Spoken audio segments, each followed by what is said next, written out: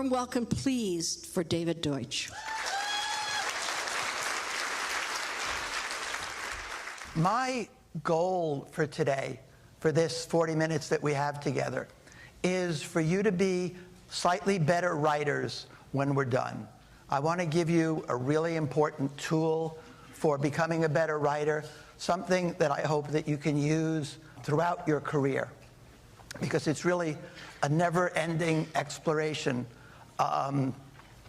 This tool is something that you can use to evaluate and improve your copy, because it has to do with the promise and believability. And the interplay of those two things is what makes for great copy. If you have a lot of promise, and if that promise is believed. It's often what makes the difference between a promotion working and not working, between being profitable or not being profitable. And there's so much lost opportunity because the promise and the believability aren't adjusted to where they need to be. And this is an easy magic square that you can use to determine what needs to be adjusted, whether you need more promise. And so you can see on the left, you have promise. Promise goes up like that, and then believability across the bottom. If you have high promise and high believability, that's ideal. That's where things get sold. That's where the cash register rings. That makes sense? Yeah. Yep. When you have high promise, but you don't have enough believability, that's the hype quadrant. When you have high believability, people know you, trust you, they believe what you're saying, but there's not enough promise, there's not enough impact of that promise, not enough relevance of that promise, then it's like, who cares? I believe you, but I'm not going to act because I don't care. You haven't made me care yet. And then if you have low believability and low promise, then it's kind of back to the drawing board. You need to do something, a new concept, a whole new way of doing it that incorporates more of both.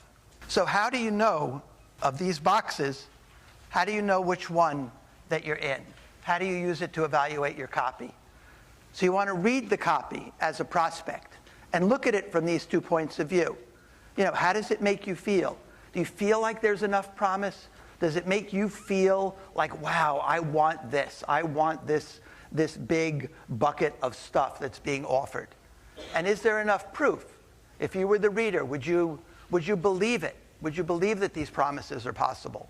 You can ask others to read the copy and say to them, does it seem like there's enough benefit in here? Are there enough good things in here to make you want this? And do you believe it? Do you believe that you can really get these benefits? Do you believe the writer? Do you believe what's being promised to you? Another trick I like to use is where you highlight things with magic markers, with highlighters. So you highlight all the things in yellow that are promise. And maybe you highlight the proof in green. And then you look at your copy and you say, wow, there's a lot of yellow here and there ain't much green. So I need to start adding I know I need to add believability to this. I know I need to add proof. Or maybe you look at it and there's not a lot of yellow.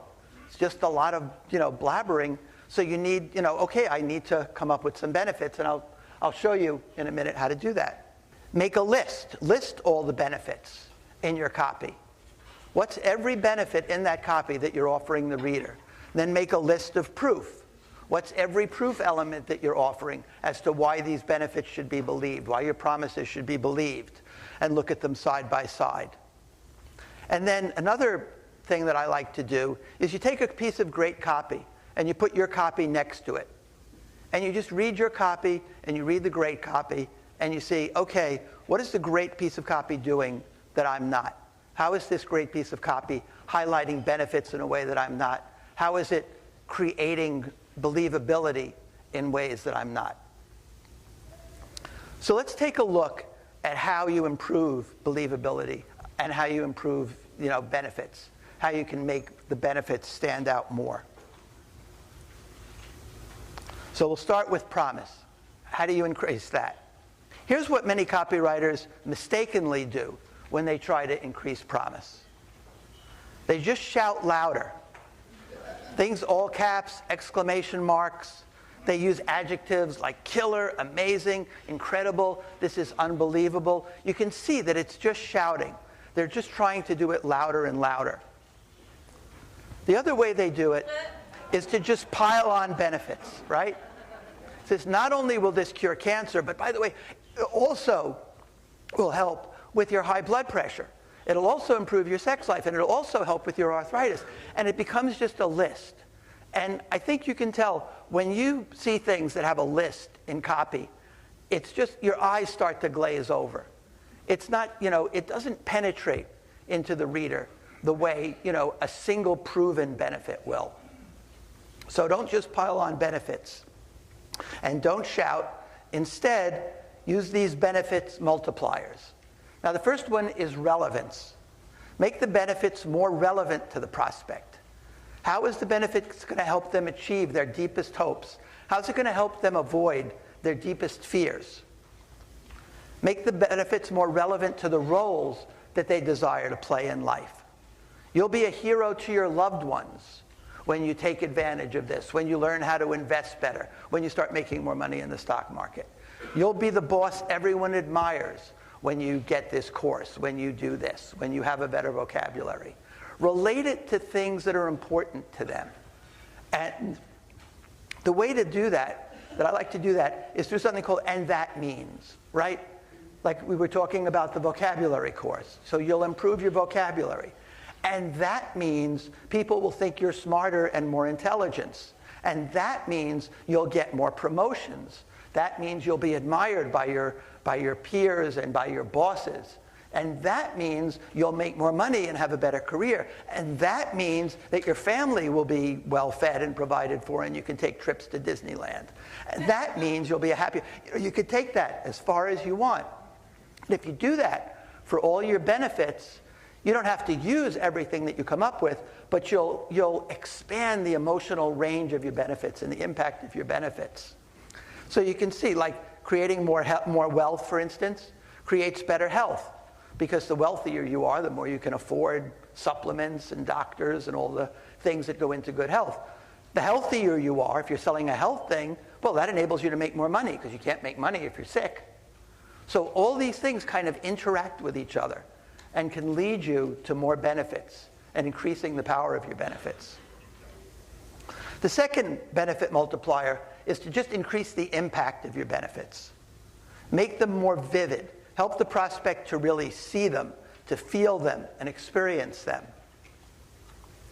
Instead of just saying 5 ways to lower your cholesterol, in a piece for Boardroom, I said 5 ways to lower your cholesterol as easily as lowering the thermostat, but without drugs or tofu. So you could see now, impact. Suddenly it has impact. Wow, it's like a thermostat. If I want lower cholesterol, I just turn the knob like that. How cool is that? Losing weight. You could say, oh, lose weight, lose fat, lose more weight, lose more fat. These tiny seeds flush away fat forever. Because in doing the research, we found out that something in the seeds actually breaks up the fat, and then you wind up, peeing out the fat. So you're literally flushing away the fat. Now it's got impact. Another trick that I like to use is to add simply by to things. Something that makes an existing benefit seem shockingly easy or unusual. For instance, how to get the job of your dreams, simply by adding this sentence to your resume. How to cure diarrhea, simply by eating a cookie. Delicious pain erasers that await you right in your kitchen. See, it's simply by opening your refrigerator. So think about how can you make the benefit easier? How can you point out how simple it is to them? Because that will make that benefit now have that dimension of ease and simplicity. And of course, that's what everyone wants. Adding even makes a benefit that's amazing even more amazing. Reverse stroke damage, even up to 5 years afterwards. Groundbreaking new medical research has uncovered powerful nutrients that can actually reverse diabetes and even undo its life-threatening complications. So not only will it stop diabetes, but it will even undo the damage. So you can see how that makes the benefits so much more powerful by doing that. This is one of my favorites, adding without. Get the benefit without what it usually takes to get it, preferably something that prospects really hate. When it's eliminated, the benefit becomes almost magical. And as a bonus, it adds curiosity, because people go, wow, how is that possible? Right? How is it possible to make money in real estate without buying any real estate? How is it possible to get stores and hotels to lower their prices without haggling? Because no one likes to haggle, right? We're not in the Middle East. This is not a bazaar. We don't like to go in and haggle with people. So when people say, oh, you can get discounts by asking for them, no one wants to do that. But how to do it without haggling, that we want to know. Sometimes you don't even use the word without. How Warren Buffett wins big by keeping money out of the stock market. So that could have been how Warren Buffett makes money in the stock market without investing in the stock market, without the risk of investing in the stock market. Another way to increase the impact of benefits is to add emotion. Falling behind on savings, make up for lost time with the catch-up quick retirement plan. So you can see that touches on the emotions of guilt. Oh, I didn't save money. I knew I was supposed to. I feel shame because I didn't save money. But now I have the possibility of redemption. Now I have the possibility of forgiveness for my sins. I can make up for lost time, which is so different than saying, you know, this retirement plan can make you a lot of money, can give you a golden retirement, because now you've got emotion mixed in there. Add drama. This was an herb that that helps with healing. And so what I did was to really research on the internet, okay, what are the stories out there about this herb? What's some anecdotal stuff about it? And I found that a farmer had actually used it. His son was shot accidentally. And the farmer, of course, lives on a farm 60 miles from the hospital, and the son is bleeding to death. And the son takes the father takes this herb, puts it on the wound, and it actually slows down the bleeding enough that they get to the hospital on time. Farmer shocks docs by healing his son's gunshot wound with a kitchen spice. Now that's got impact, as opposed to, you know, the spice that helps with wound healing. Sometimes you have to dig for hidden benefits. There's benefits that are hidden in the research. This was one: the worse shape your joints are in, the better this amazing arthritis discovery works. So this was a perfectly good arthritis remedy. And when I did the research, I found that it said, oh, by the way, this works slightly better if as the arthritis is worse, there's a slight increase in the effectiveness of this supplement. So that turned into this benefit that has so much more impact than another, oh, this will help with arthritis. Now it's like, wow, the worse shape your joints are in, the better this remedy works. So those are some ways to increase the benefits with relevance, with impact. And now we'll look at some ways to increase the believability. Because after all, if people don't believe the benefit, they don't believe it, then it doesn't matter what you say. So we'll look at some different types of proof. But also there's something I want you to think about the next time you're writing, which is this. Like, how can you prove more of what you're writing? When you state a fact, like for instance, your brain needs more oxygen than any other part of your body because maybe this supplement helps increase blood flow to your brain or something like that. So, but you can prove that too. You can just state it as a fact and not prove it. Or you can say, according to a Harvard Medical School study. So now it's like, okay, you've proven that little fact. And if you do that constantly, it gives you this whole aura of credibility to your copy. People feel like, you've got authority. You know what you're talking about. And it's just a subconscious feeling that people come away with, that I believe this guy because you've said things like, according to this study, let me show you how this, let me prove this to you. So again, every statement, every fact, every assertion, look at it and say, is there some way I could prove this? Could I add a little bit of proof to this? So the basics of proof, and I'll go through these quickly because I think a lot of these you're probably familiar with. You have hard proof, right? You have studies, you have research, you have testing, you have a investment newsletter, investment guru's track record, all these hard facts that back up. Then you have social proof, testimonials, endorsements, media and authority quotes and mentions, where it's been used, where it's been seen. It's been seen on TV, something like it was used at Harvard. Historical proof. It was used in the past. It was used by Plato. And then, of course, the bandwagon. Who else uses it? Thousands are enjoying this remedy. The bandwagon thing is very underused. And it's something that I like to kind of weave into copy, right? So if you're going to say a benefit like, you'll soon be experiencing all these great benefits, I like to add, like thousands of women already have, you'll soon be experiencing these great benefits. So now there's proof and there's benefit together in one sentence. So let's look at some other ways, because I think a lot of people just kind of use hard proof like that and social proof, and they don't really think about other ways that you can prove things. One of the best, of course, is to show it, because people seeing is believing. So you can demonstrate it. Now, we don't do infomercials for the most part. So we can't do a demonstration where we're going to put this in here and look at this.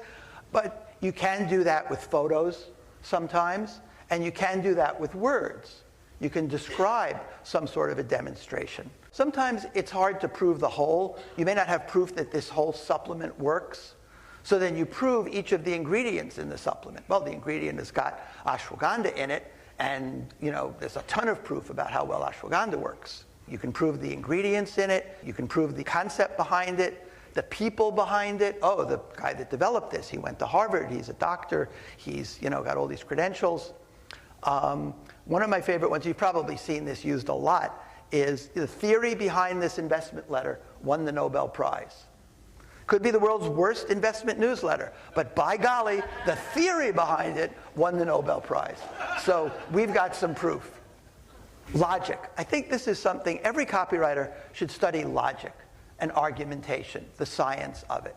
Because it's a very exact science, right? If this is true, then this is true, then this is true, then this is true, then you should buy this product, right? How do you create chains like that? An ironclad chain of logic that just has the prospect going, yep, that's true, that's true, that's true, that's true. I guess I should buy the product because it'll help me. Appealing to common sense, is a kind of proof where you say, you know how when, right?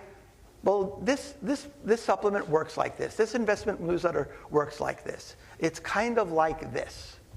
Doesn't it make sense that if this happens, then this would happen, right?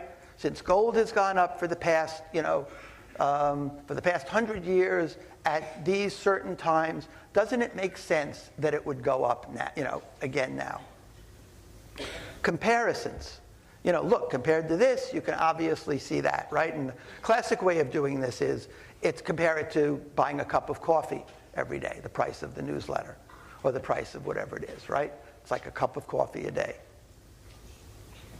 This is one of my favorites, and it's a very kind of subtle way of proving, where you imply proof. Like for weight loss, don't take too much. You could lose weight too fast. Think about that, how brilliant that is as a way to just kind of get proof in there. To say something without saying it. We're not saying you're going to lose weight really fast. We're saying don't take too much, you could lose weight too fast. Diabetes. Talk to your doctor before taking this. You may need less medication.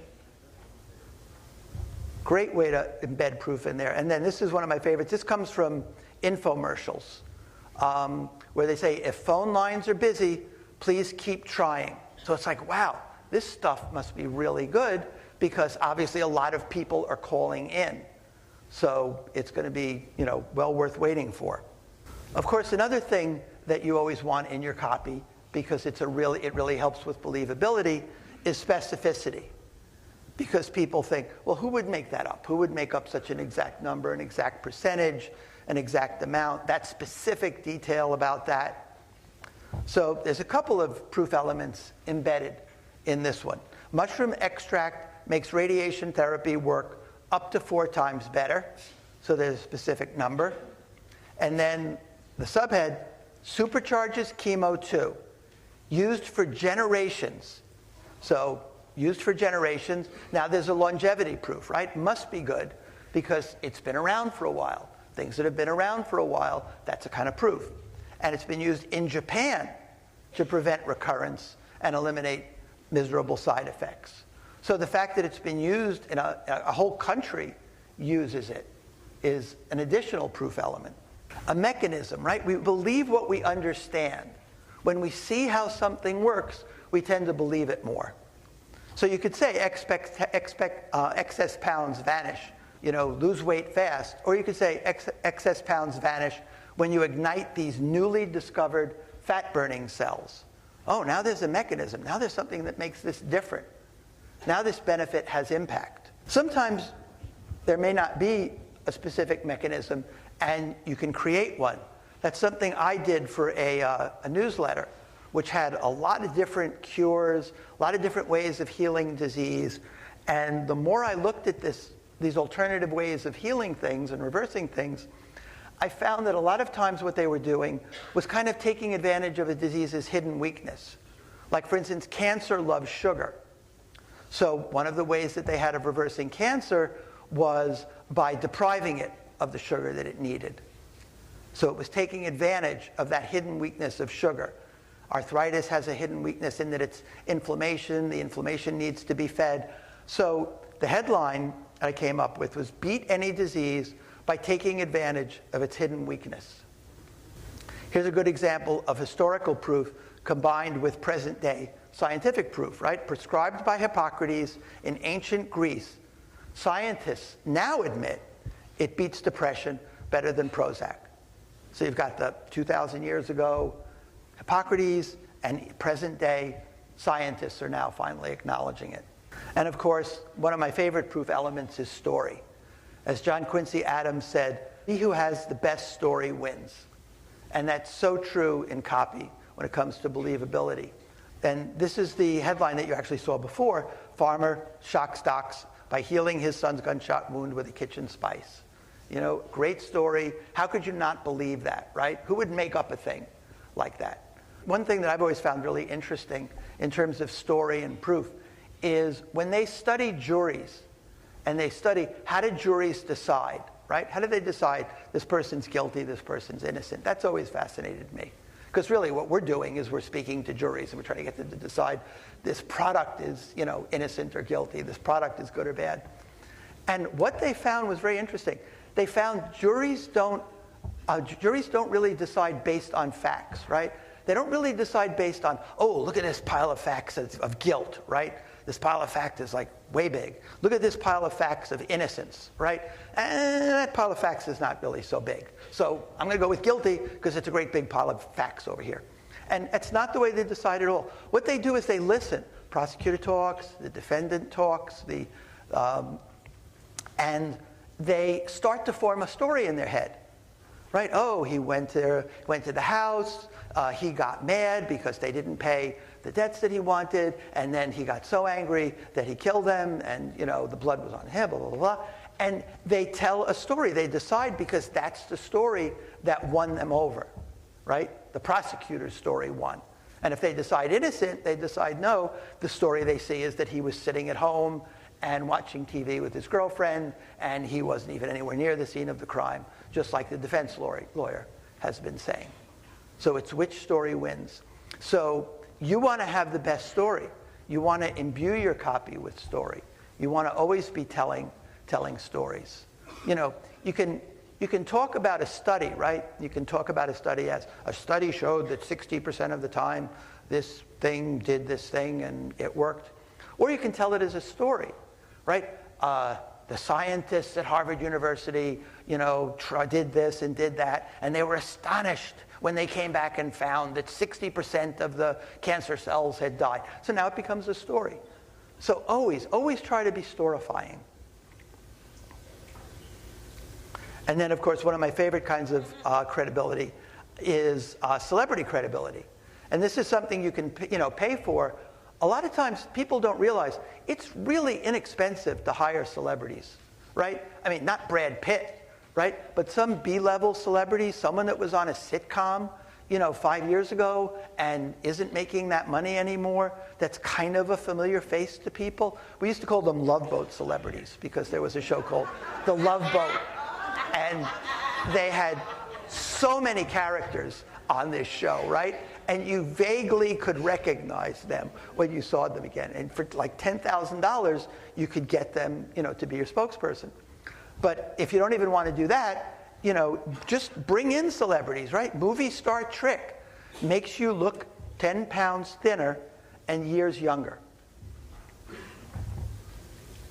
Okay, the multiplier when it comes to credibility, when it comes to proof, is trust. We buy from those we trust, right? You're going to buy from the car salesman that you trust, not the one that you don't. Simplicity. When they studied, they told people the same stuff, right? They gave people two things that said essentially the same thing, right?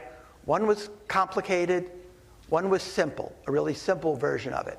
And people invariably found the simple version more trustworthy.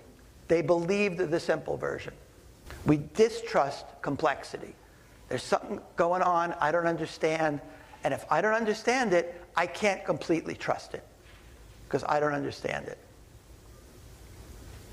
Great way to generate trust, of course, is to show you're like them. I share your beliefs. I use the same language as you use. Dan Kennedy calls it dog whistle language, right? What are those words that only people with diabetes know to say to each other or know to not say to each other, right? Whatever your market is, what's the vocabulary that they talk in? Use that vocabulary. Know it. Even I share your background, right? I grew up poor, whatever it is. They've even found that in direct mail, when they sent out letters, and they sent out letters signed by someone with the same name. Like if it was going to John Smith, the person signing the letter would be John Smith.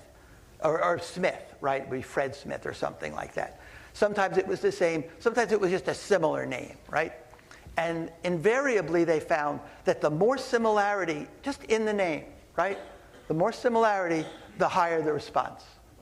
Because people just were naturally more trusting of people that had some similarity with them. Now, this is the thing that a lot of writers leave out, right? They show that they're like them, but they don't show you like them.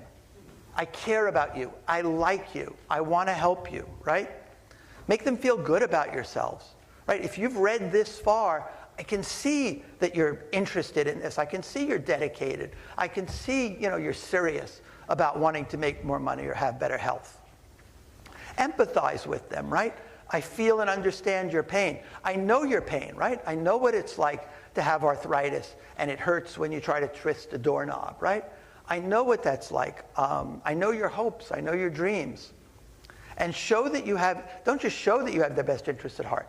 Really have their best interests at heart. There's no better way to write a more effective copy than to write like you're writing to your mother. And don't say the BS and marketing pablum that you wouldn't say to your mother, right? You wouldn't BS your mother. You wouldn't exaggerate. You wouldn't hedge the truth a little bit. You wouldn't use a lot of adjectives. Say, Ma, you've had this arthritis for a long time. This works by, decreasing the inflammation, and it's inexpensive. It's something that you ought to try. If you convince your reader the same way you would convince your mother, the reader will feel like you care about them in the same way you care about your mother. They'll feel that caring that you have inside you. So give them good information, advice and guidance, right? Don't just give them a lot of hype. And admit the flaws, like, hey, Mom, this doesn't work for everybody. It works 9 out of 10 times. But of course, you get your money back if it doesn't work. So what do you have to lose? Do what trustworthy is, what trustworthy does, right? Trustworthy content looks a certain way, feels a certain way. Looks like an article, looks like a book, looks like a report. A lot of times you can do that to build trust. Give real value and service. Use seals, certificates, and other icons of trust. That's a really underused thing, right? 100% satisfaction guarantee, trusted by 9 out of 10 doctors. Any kind of little seal that you can put in your ad on the product. And another way to build trust, we trust people when we know their motivation, when we know why they're doing something. And when we don't, we tend to not trust them because we don't know what's motivating them. So say what the motivation is, right? This is why I'm doing that. This is my mission, right? I'm on a mission to help people get better. I'm on a mission to help people make more money in the stock market, whatever it is. Also, we trust specialization and focus, right? We trust a brain surgeon because that's all he does. If someone's a vintage Porsche mechanic, you're going to trust that that guy knows how to fix, Porsches. You don't question whether he's an expert or not. So if you've got trust, use it. This is some sidebars from a boardroom promotion. And a lot of the people that did it were in it, were actual people out there in the world that did these things, like pioneering pharmacist and health guru uncovers a natural cure for fatigue. Contractor lets you in on home remodeler's favorite dirty trick. Who better than a contractor to tell you about the dirty tricks? Who better than an airline pilot to tell you the safest seat on an airplane? Professional gambler tells you how to gamble. So if you've got credibility with the people that you're writing about, with the contributors, with the people that were instrumental in developing the product, whatever it is, bring that out, put it forefront, show a picture of them. This was the bio section for the promotion that I was telling you about, the cure disease by finding its hidden weakness. And I wanted to show you all the trust elements in this. So starting on the left, a little bit of gray in his hair. We trust a doctor that's got a little gray in his hair. His eyes, he's looking at you, right? He's not looking away. He's looking right at you with a nice friendly smile. He's got the stethoscope, right? You can see the black of the stethoscope. He's wearing the white lab coat, which right away says trust as well. Robert Rowan, MD. People trust MDs. So, of course, MD is not only there, but it's up at the top. Meet the genius MD. Can't say that too much. They call Dr. Tomorrow. Not I call Dr. Tomorrow or we call Dr. Tomorrow. But there are people out there that call him that. And then down on the left at the bottom, if you're looking for a trusted guide, right? Actually, use the word trust. You could trust this guy. And then over on the right, in that column, hundreds of physicians have sought training from Dr. Rowan. So you can see other physicians trust him, therefore you should trust him. Now here's something that's really important, right? Sometimes you're going to find you've got all this promise, right? You're promising you're going to make $1 million in the stock market. And then you look at the proof and you go, it doesn't really justify that promise. Like if I said to you, do you think I could boost your income if I worked with you directly by $500 next month, right? How many of you just say yes? Like probably you could help me do that. But if I said to you, I can boost your income by $1 million next month by working closely with you, I would have to work really hard. I'd have to be up here the rest of the day proving to you that I've done that before, I could do it again, a million proof out. So sometimes it's better to just promise less, right? Promise someone only $100,000. If they believe you can make them $10,000, if they truly believe that, then paying $49 for your darn newsletter is really a no-brainer. It's something that's hard for people to give up. They'll keep, shoving that big promise at people because that's what they're used to doing. Don't be afraid to let go of that. Don't be afraid to promise less. You can see, again, coming back to the magic square, what you want to do, raise the promise, raise the believability to get it into that square where things get sold. There's my website for more cool things and some free stuff. I actually seem to have finished a little early, so if there's any questions. I was just wondering, obviously there's a lot of different ways that, generally you're combining two different ideas from different places, so maybe it doesn't come from one resource, but is there any particular way that you come up with a big idea when you're writing health promotions specifically? Is there one kind of process that you go through for that? Coming up with a big idea, I think, is immersing yourself in the material enough and asking yourself the right questions, right? What is this like? What does this remind me of? What can I associate with this, right? What are some parallel things? How can I get this through to people in a powerful way, in a way that they've never heard it before? It's like why French women never get fat, right? It was such a great, powerful, big idea when it came to weight loss, where everything had been done, and they came up with an idea of how to really get something new in there. I think you just want to make as many associations as you can, and then see, like for that, you may be thinking, okay, what do I think of when I think of weight loss? What do I think of when I think of thin? Well, French women are thin. I wonder why French women are always thin. Maybe I could say why French women never get fat. So that's kind of I think the most creative people have that kind of associative mind naturally. But I think, and it's something I teach too, is that anyone could have that associated mind if they just ask themselves the right questions. Thank you, David. Stephen Miko Burns from Vancouver, Canada. Yeah, hi, Stephen. I just want to know, what was the spice the farmer used?